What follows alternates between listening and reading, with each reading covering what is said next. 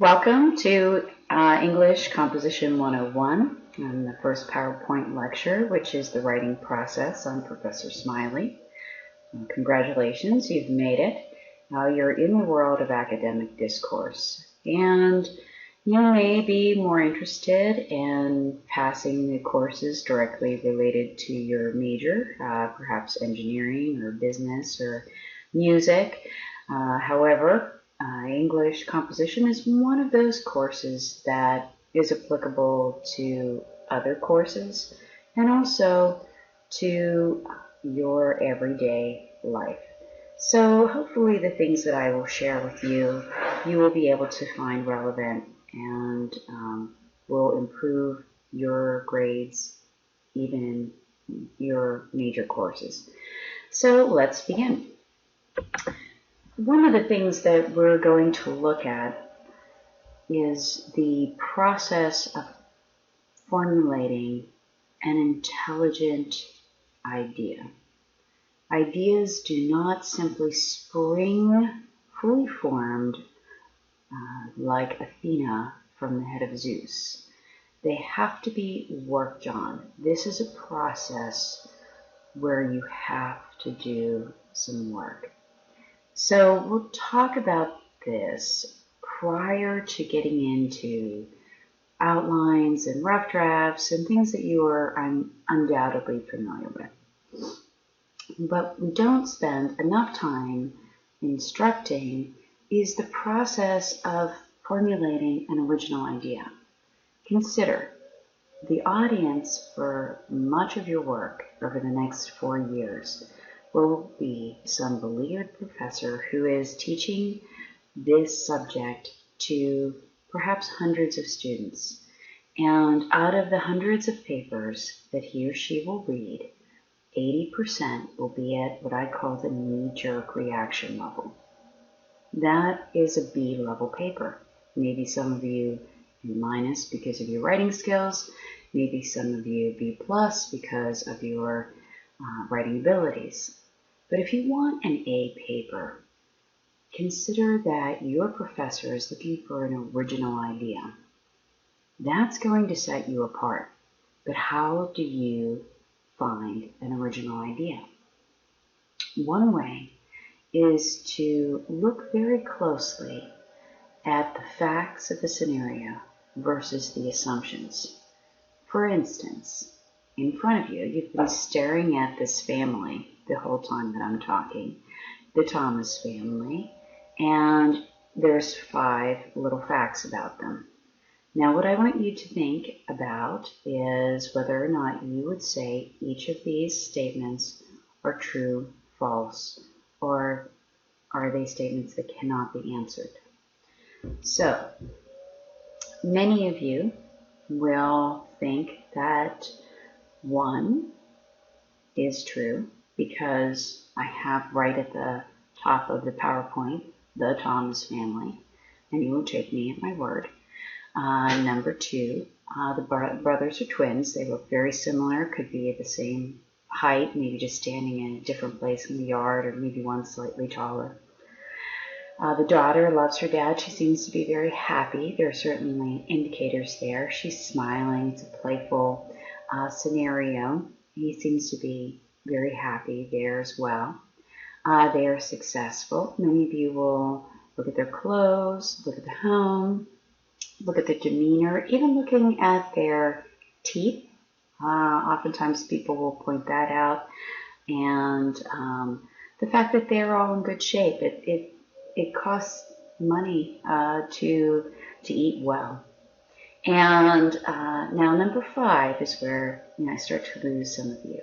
And maybe the inference will be and a bias toward, well, certainly she could be a corporate lawyer. Why would I say that she's not? Or it could be simply, I don't have enough data to make that assumption here. So in this case, there will be some people who will say that that's either false or that they simply cannot answer that one.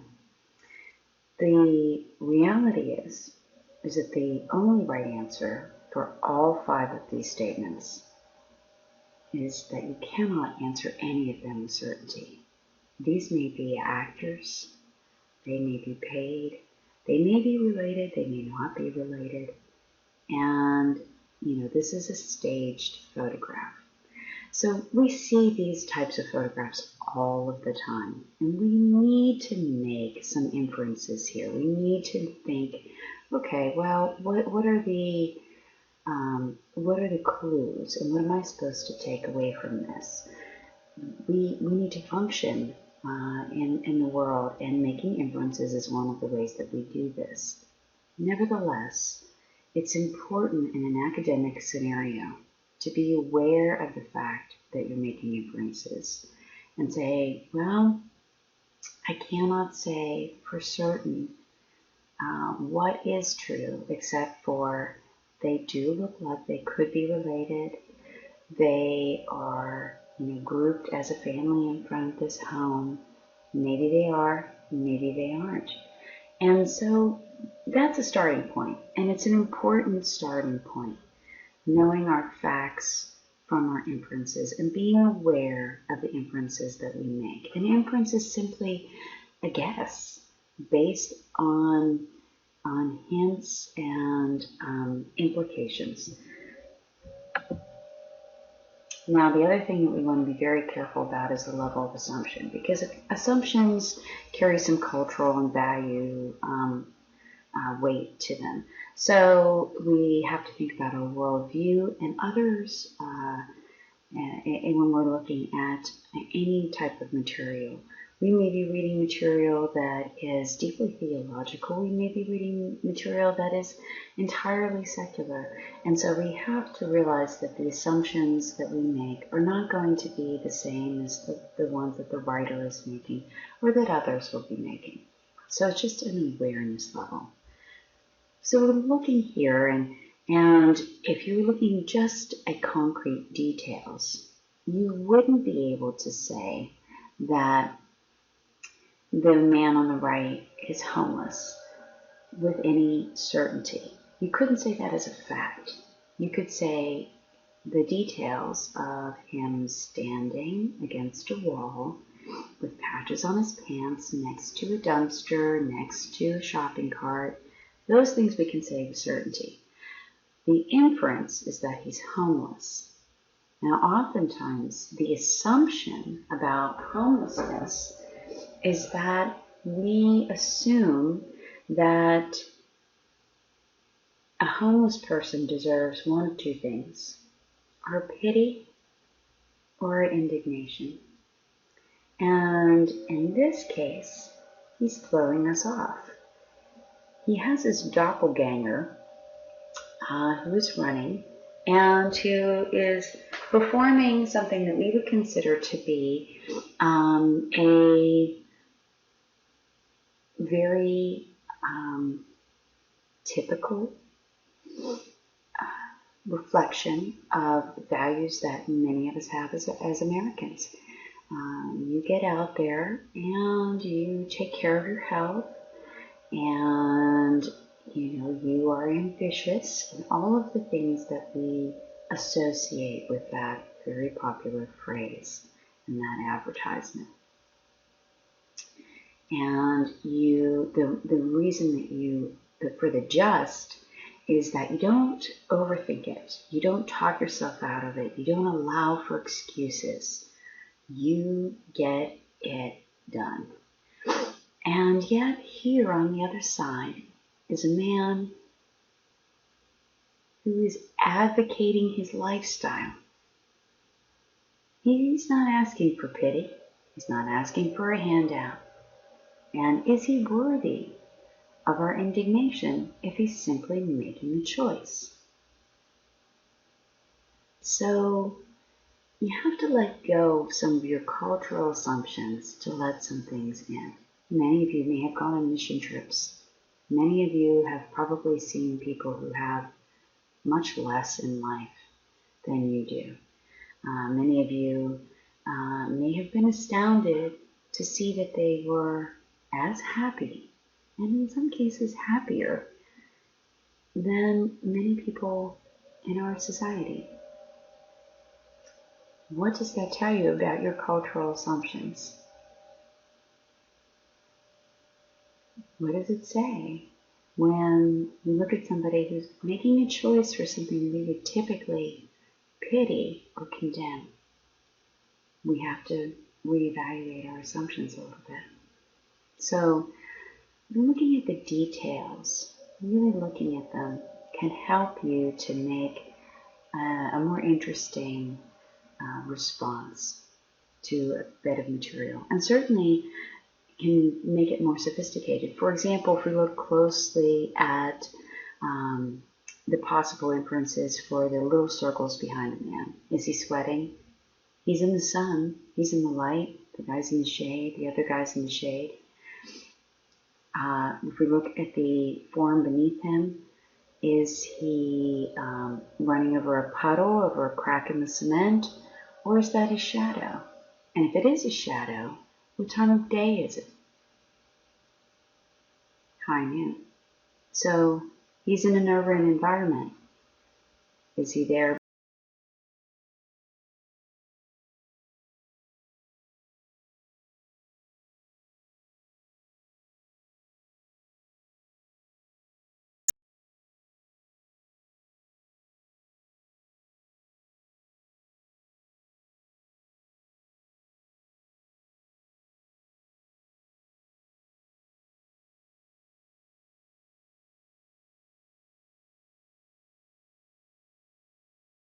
So again, we really want to think about not only other people's perspectives, but their viewpoint, their worldview, the assumption behind their responses, behind their actions. And that gives us a more sophisticated understanding of the subject. You neither have to agree with them nor validate those assumptions, but demonstrating your awareness of that makes you a more sophisticated thinker and will help you to create that original idea. So this is one of the ways that you can do some of that work in the beginning. Separating the inferences from the facts, and then looking at the cultural assumptions behind those inferences. Okay, so here's some other exercises for you. In this scenario, I want you to think of all the possible inferences, and you very possibly will think of more than I will mention as I'm reading through this. So you really want a smoke-free car. You're buying a used car, but you have an allergy or extreme sensitivity to cigarette smoke, and you don't care if the car runs. You just want it to be smoke-free. It's your first priority. So the owner of the car assures you that she's a non-smoker, and yet you see those small holes the size of cigarette ends in the upholstery of the front seats, and the car has a smell of lemon deodorant. What is one inference that you can make? She's lying. Another inference would be that she's not lying, she is not a smoker, but perhaps somebody else who drives the car in her family is a smoker, maybe her husband, or maybe her brother, or something like this. Another assumption or another inference that you can make is that she does not smoke, but she is not the original owner of the vehicle. And the original owner of the vehicle was a smoker. And the lemon deodorant is simply coincidence. It's not there to deliberately cover up the smell of cigarettes. So there are a number of inferences. And as we look at all of the possible scenarios, I want you to envision yourself in the role of, say, Sherlock Holmes. He comes to the scene. He looks and finds details that other people cannot find and or don't bother to see as relevant. And he allows for possibilities that other people don't allow for. So again, this is avoiding the 80% knee-jerk reaction to a piece of material. You have to really dig at this point. So you're looking at not only reading the material once, but maybe twice or 3 times. Patterns will emerge. You'll see things differently. The second and third readings, very important. Okay, here's another scenario. This one certainly has many possibilities. You've received no mail for the past 2 weeks. So one obvious inference is that nobody loves you. Possibly, too, you may be vacationing in Bermuda and you don't really care if you are getting mail or not. You may have moved and the mail hasn't caught up to you. Sometimes students will suggest in class that there has been some fatal accident that befell your mailman, or there has been some governmental shutdown of the post office, or you may be living in a tree house. At this point, you may be starting to get warmed up to the concept here and really considering maybe some off-the-wall inferences, but you're getting the concept of allowing for possibilities, all of the different possibilities. I think it's important. Okay, now with this one, I want you to get a piece of paper and get a pencil. You are going to, and I use this word sparingly, literally draw your imprints. What I'd like you to do is to draw your interpretation of this sentence. And I will ask for you to, as an optional activity, scan and submit your drawing to our discussion forum this week. It is an optional assignment, but I do want you to take a moment and draw this to the best of your ability. You don't need to scan it. No one needs to see it. Stick figures are perfectly fine. It's just important, I think, for you to envision this. It will serve for an important lesson later on. So you see a little girl pushing an elderly lady being pushed down Main Street in a large baby carriage.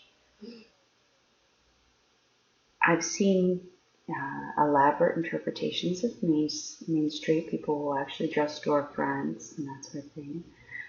Sometimes people will have Main Street as a level street. Sometimes gravity becomes a factor and there's a dramatic element involved here.